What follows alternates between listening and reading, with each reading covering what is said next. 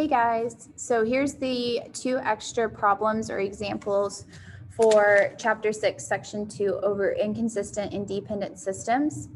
So up there, I already have written the first problem, or if you have my notes pulled up, it's the extra problems part.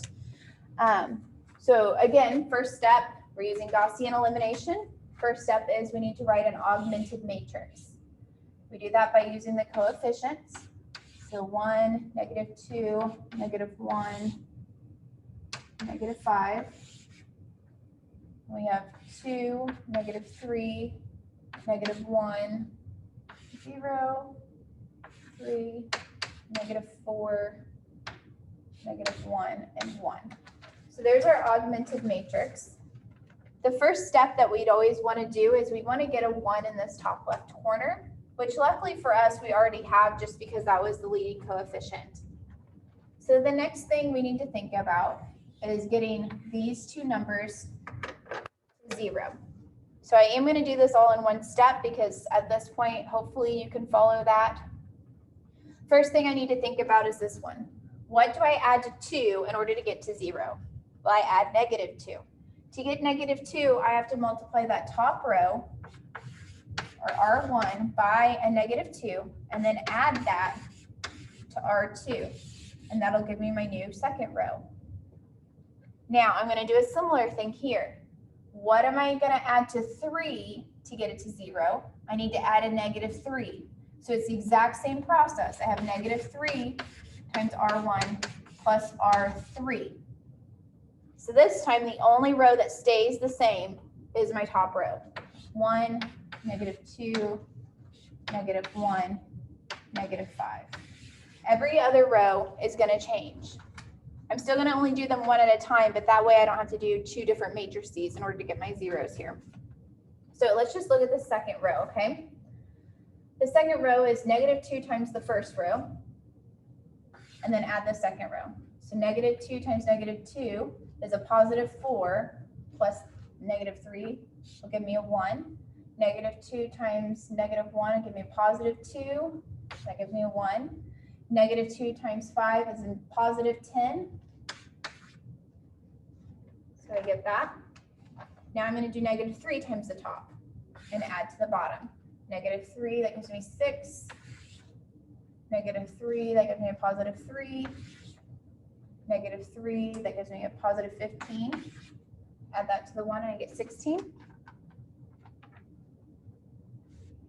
Again, if you don't like that I did 2 of them at once, you can totally break that up into 2 separate matrices where you just would have written row 3 the same way and you would have come up with that, and then you do a whole nother matrix to do that one.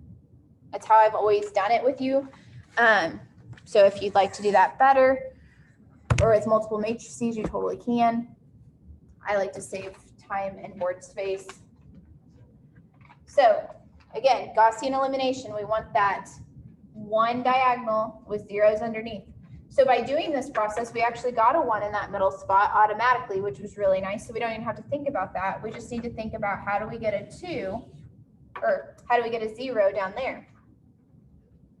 Well, you might look up and say, oh, well, we could just add the first row to it. Well, yeah, that would give us a 0 here, but if we add 1 and 0 together, that's going to mess up our 0 there, so we don't want to do that.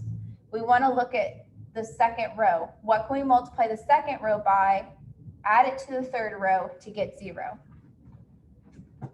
So we're going to do -2 times R2 plus R3. My top and my bottoms, or my top and my second will stay the same. Whoops, that's supposed to be down here. So -2, 1, -1, 1, -5, 10. So -2 times R2 is going to add that. That'll give me 0. -2, give me -2, add it, gives me 0. -2, add it, that gives me 0. -2 gives me -20, which gives me a -4. So here's where I would draw my silly little face because I've got 0, 0, 0. And that's where we need to pay attention. What's going on there? I have 0 equals -4. Is that true? Does 0 equal -4? No, that's false. And when we get a false statement, what does that tell us? That tells us it's an inconsistent system. That means it doesn't work. So we have the null, but there's no solutions. Okay? So if you get 0, 0, 0 and it still equals something that's not 0, you know it's inconsistent.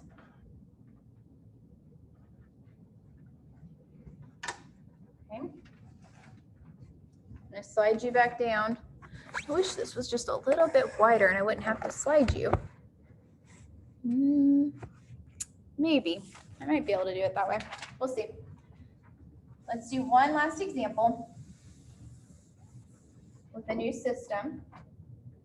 X minus 2x minus z equals 5.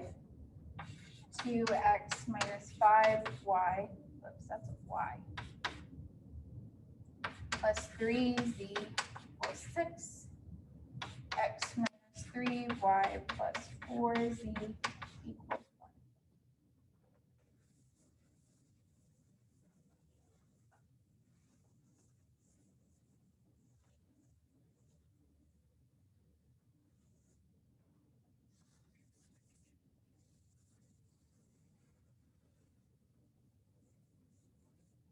Okay.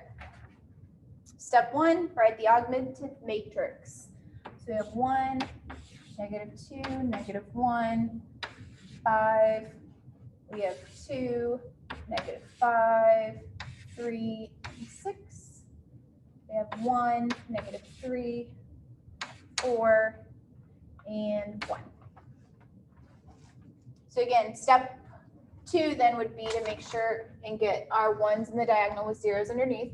Luckily, once again, we lucked out that there's already a 1 up there in our top corner. So we need to concentrate on getting these to 0. So what do I multiply the top one by to add to 2 to get to 0? What plus 2 equals 0? It's -2. So -2 R1 plus R2. Similarly, what do I add to 1 to get to 0? Well, I add -1. So that means I'm just going to multiply the top by a negative and add it to R3. Again, I'm going to do both steps at one time to save room and time. 1, -2, -1, 5. My top row does not change. So -2 times the top plus this gives me 0. -2 times that is 4. -2 times that will give me a +2. -2 is a -10, so it gives me a -4. So there's my new second row. Now I'm doing -1 times the top row and add the bottom row. That'll give me 0. Gives me a +2. Gives me a +1. Gives me a -5.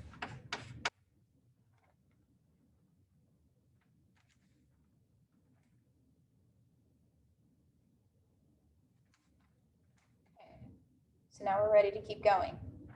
I do want to note something because I think you probably can tell it already, but look at our last 2 rows. What are they? They're the exact same.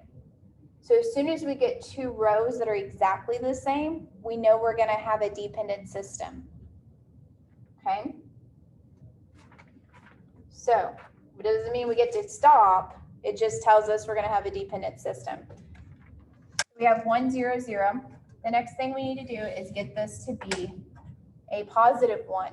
To do that, we have to multiply the whole row by a negative number. Okay? So I get 1, -2, -1, 5, 0, 1, -5, 4, and then 0, -1, 5, -4. So 1, 1, I need that to go to 0. So how am I going to do that? Well, I'm going to add. What do I add to -1 to go to 0? I add a positive 1, which is what I have in row 2. So I can just do R2 plus R3, and that's going to give me my new R3. So my top 2 rows stay the same.